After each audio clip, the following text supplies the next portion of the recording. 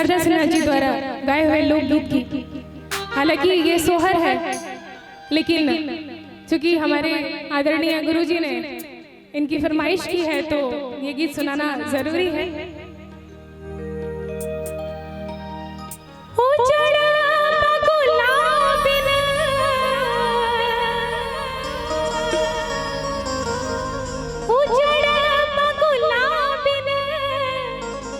पिपरो न सोहे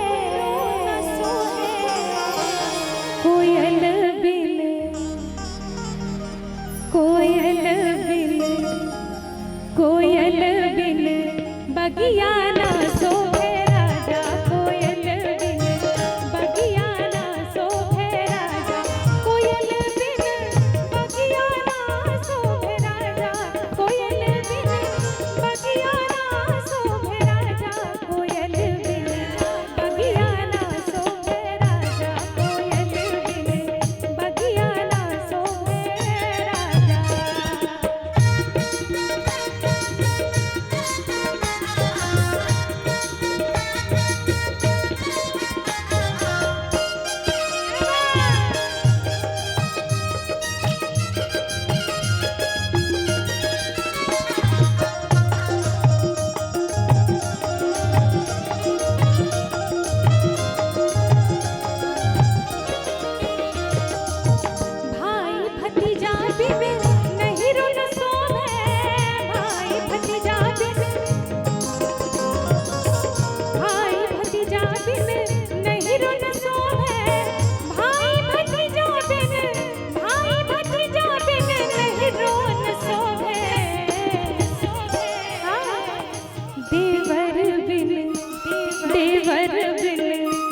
देवर बिन ससुराना सोहे राजा, देवर बिन ससुराना सोहे राजा, देवर बिन ससुराना सोहे राजा, देवर बिन ससुराना सोहे राजा, कोयल बिन बगिया न सोहे राजा, कोयल बिन बगिया न सोहे राजा।